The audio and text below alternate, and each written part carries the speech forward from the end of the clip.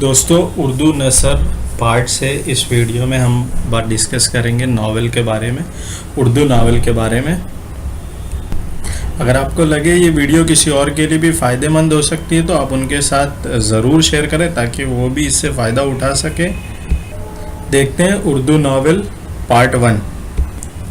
قصہ یعنی اسٹوری، یہ جب تک خواب و خیالوں کی بھول بھلیا میں گم تھا اسے داستان کہا گیا۔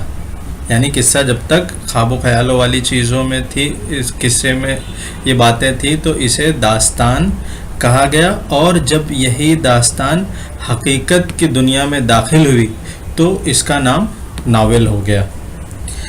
تو کہہ سکتے ہیں کہ ناول دراصل داستان کی ہی ترقی یافتہ شکل ہے۔ ناول جو ہے وہ سائنس اور کم فرصتی، داستان میں ہم نے یہ ڈسکس کیا تھا کہ داستان وہیں فروغ پاتی جہاں کے لوگ قائل ہوں اور وہاں پہ لوگوں کے پاس بہت ہی فرصت، بہت ہی وقت ہو۔ تو اس کے برعکس یعنی اس کے اپوزٹ ناول سائنس اور کم فرصتی کے دور کی ایجاد ہے، کیونکہ آج کا انسان ہر چیز کو عقل کی کسوٹی پر پرکھتا ہے، اور جو چیز عقل کی کسوٹی مطلب لاجیکل، ریشنل، اور جو چیز اس پر پوری طرح نہ اترے تو وہ کیا کرتا ہے، اسے رد کر دیتا ہے، ریجیکٹ کر دیتا ہے۔ مطلب یہ کہ داستان کی طوالت، جو اس کے ایک تقاضا ہے داستان کا، طوالت اور فوق فطری عناصر جیسے دیو، جن، پریاں، اسے کہتے ہیں فوق فطری عناصر۔ تو داستان کی طوالت، فوق فطری عناصر کو خیرآباد کہہ دیا گیا، مطلب اب ان کو ٹاٹا بائے بائے کہہ دیا گیا، لیکن اس کا جو بنیادی عنصر ہے یعنی قصہ، وہ ناول میں بھی باقی رہا، کیونکہ اس کے بغیر کوئی چارہ ہے ہی نہیں۔ قصے کے بغیر فکشن، یعنی فکشن مطلب قصہ، کہانی کا تصور ہی نہیں ہے۔ البتہ ایک تبدیلی یہ ہوئی کہ یہی قصہ حقیقت کی ترجمانی کے لیے استعمال ہونے لگا۔ مطلب جو داستان کا قصہ تھا اس میں حقیقت نہیں ہوتی تھی، اس میں جیسے دیو، پری، جن، ان کی باتیں ہوتی تھی جو حقیقت کی دنیا سے کافی دور ہے، لوگ ان کو دیکھتے نہیں ہیں۔ اور ناول میں کیا ہوتا ہے، ناول میں ایسے کردار استعمال ہوتے ہیں جو ریئل لائف کے ہوتے ہیں، حقیقی زندگی کے ہوتے ہیں۔ تو یہی تبدیلی ہوئی داستان کے بعد ناول میں، تو قصہ حقیقت ترجمانی کے لیے استعمال ہونے لگا اور روپ بدل کر ناول کہلایا۔ داستان میں قصہ غیر حقیقی تھا، اور جب یہی قصہ حقیقی ہونے لگا تو یہ بدلا ہوا روپ ناول کہلایا، اور دیو، پری، شہزادے اور شہزادی کی جگہ عام انسان ہیرو کی مسند پر رونق افروز ہوئے، مطلب یہ ہیرو کی جگہ لے لیے۔ اب دیکھتے ہیں ناول کی تعریف کیا ہے۔ تو مختصر لفظوں میں ہم یہ کہہ سکتے ہیں کہ ناول وہ نثری حصہ ہے جس میں ہماری زندگی کی ہو بہو تصویر پیش کی جاتی تھی۔ داستان میں دیو، جن، پری، شہزادہ، شہزادی ان کی، اور ناول میں ہماری زندگی کی، آج کی زندگی کی ہو بہو تصویر پیش کی جاتی ہے۔ ولادت یعنی پیدائش سے موت تک جو معاملات پیش آتے ہیں اور جس طرح حالات ہوتے ہیں، وہ حالات کو جو حالات دوسرے حالات کو تبدیل کرتے ہیں، وہ سب ناول کا موضوع ہے۔ خلاصہ کلام یہ ہے کہ ناول ایک ایسا آئینہ خانہ ہے جس میں زندگی کے سارے روپ دیکھے جا سکتے ہیں۔ ناول اطالوی زبان کے لفظ ناویلا سے نکلا ہے، جس کے معنی ہے نیا۔ اس سے پتہ چلتا ہے کہ جب انسان نے ایسے قصے سنے جس میں حقیقی زندگی کا عکس نظر آتا تھا تو اسے نیا کے نام سے یاد کیا۔ رابنسن کروسو کے خالق ڈینیل ڈیفو، جن کے سر ناول نگاری کی ایجاد کا سہرا ہے، وہ اس صنف سے حقیقت نگاری اور درس اخلاق کا مطالبہ کرتے ہیں۔ یہ حضرت ہیں جنہوں نے اس کو ایجاد کیا۔ فیلڈنگ ناول کو لطف اندوزی اور وقت گزاری کا ذریعہ خیال کرتے ہیں۔ اسٹیونسن زندگی کے کسی خاص پہلو یا نقطۂ نظر کی وضاحت کو ناول کا مقصد قرار دیتے ہیں۔ انگلستان کی مصنفہ کلاراریوس کہتی ہیں کہ ناول اس زمانے کی زندگی اور معاشرات کی سچی تصویر ہے جس زمانے میں وہ لکھا جائے۔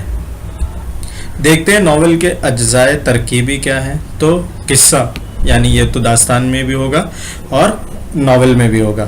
قصہ بنیادی شے ہے، ضروری ہے کہ پڑھنے والے کو قصہ بالکل سچا لگنا لگے، داستان میں ایسا نہیں ہے۔ فنکار کی مہارت اسی میں ہے کہ دلچسپی قصے میں برقرار رہے۔ اس صورت یہ ہے کہ کہانی اس طرح آگے بڑھے کہ پڑھنے والا یہ جاننے کے لیے بےتاب رہے کہ اب کیا ہونے والا ہے، گویا کہانی پن برقرار رہے۔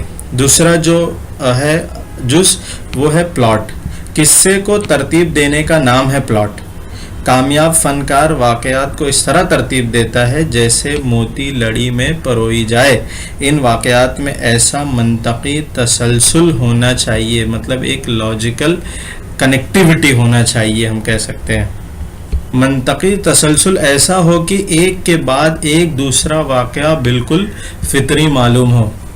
واقعات ایک دوسرے سے پوری طرح پیوست ہوں تو پلاٹ مربوط یا گٹھا ہوا کہلائے گا، ورنہ ڈھیلا ڈھالا کہلائے گا، جو ایک خامی ہے، نقص ہے۔ امراؤ جان یہ ایک ناول ہے۔ امراؤ جان ادا کا پلاٹ گٹھا ہوا ہے اور کسا ہوا ہے، جبکہ فسانہ آزاد یہ دوسرا ناول ہے، اس کا پلاٹ ڈھیلا ڈھالا ہے۔ ناول میں ایک قصہ ہو تو پلاٹ اکہرا یا سادہ کہلائے گا، ایک سے زیادہ ہو تو وہ پلاٹ مرکب پلاٹ کہلائے گا، جیسا کہ امراؤ جان ادا میں ہے۔ امراؤ جان ادا کا پلاٹ جو ہے مرکب ہے۔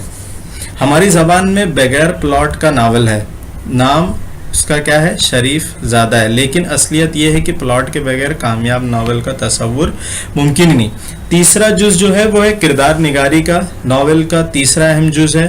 ناول میں جو واقعات پیش آتے ہیں ان کے مرکز کچھ جاندار ہوتے ہیں، ضروری نہیں کہ یہ انسانی ہو، حیوانوں سے بھی یہ کام لیا جا سکتا ہے۔ یہ افراد قصہ کردار کہلاتے ہیں۔ یہ جتنے حقیقی کردار مطلب کیریکٹر، یہ جتنے حقیقی ہوں گے اور اصلی زندگی کے قریب ہوں گے، ناول اتنا ہی کامیاب ہوگا۔ داستان میں اس کا الٹا ہے۔ کردار دو خانوں میں تقسیم کیے جاتے ہیں، پہلا پیچیدہ یعنی راؤنڈ، دوسرا سپاٹ فلیٹ۔ انسان حالات کے ساتھ تبدیل ہوتا ہے، نہ ہو تو اس میں اور مادھو کہ مٹی میں کوئی فرق نہ رہ جائے۔ جن کرداروں میں ارتقاء ہوتا ہے، یعنی جو کردار حالات کے ساتھ تبدیل ہوتے ہیں، وہ راؤنڈ کردار کہلاتے ہیں، جیسے پریم چند کاہوری اور امرکانت کا مرزا ہادی کے اور امرکانت، کاہوری اور امرکانت یہ پریم چند کے ناول کے کردار ہیں۔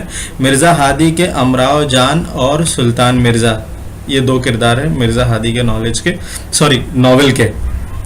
اور جو کردار ارتقاء سے محروم ہوتے ہیں، یعنی اس میں ان میں چینجز نہیں ہوتی اور پورے ناول میں ایک سے ہی رہتے ہیں، وہ سپاٹ یا فلیٹ کہلاتے ہیں۔ نذیر احمد ایک ناول نگار ہیں۔ نذیر احمد کے مرزا ظاہردار بیگ اور سرشار جو دوسرے ناول نگار ہیں، سرشار کے خوجی اس کی مثالیں، یہ فلیٹ سپاٹ کردار کی مثالیں۔ یہ دلچسپ ہو سکتے ہیں مگر سچ مچ کے انسانوں سے ملتے جلتے نہیں ہو سکتے ہیں۔ اگلا جز ناول کے لیے جو ہے وہ مکالمہ نگاری۔ اس پر بھی ناول کی کامیابی اور ناکامی کا بڑی حد تک دار و مدار ہوتا ہے۔ ناول کے کردار آپس میں جو بات چیت کرتے ہیں اس کو مکالمہ کہتے ہیں، یعنی ڈائلاگ۔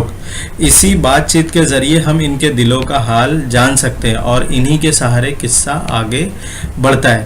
مکالمے کے سلسلے میں دو باتیں ضروری ہیں۔ کیا؟ پہلا، مکالمے غیر ضروری طور پر طویل نہ ہو، مطلب اگر ضروری نہ ہو تو اس کو لمبا نہ کیا جائے، قاری انہیں پڑھنے میں اکتا جائے گا۔ دوسرا، مکالمہ جس کردار کی زبان سے ادا ہو رہا ہو اس کے حسب حال ہو، یعنی جو کردار اس کو ادا کر رہا ہے وہ اس کے موافق ہو۔ مثلا عالم यानी इल्म वाला, आलिम के मुकालमे ऐसे हों जैसे पढ़े लिखे आदमी के हो सकते हैं। ये भी ख्याल रखना चाहिए कि मुकालमे किरदार की ज़हनी कैफियत के आईनादार होते हैं। मसलन कोई शख्स गुस्से के आलम में गुफ्तगू करता है तो इसका अंदाज़ बयां कुछ और होता है और खुशी की हालत में कुछ और होता है। तो इस वीडियो में इतना ही, अगली वीडियो में कंटिन्यू कर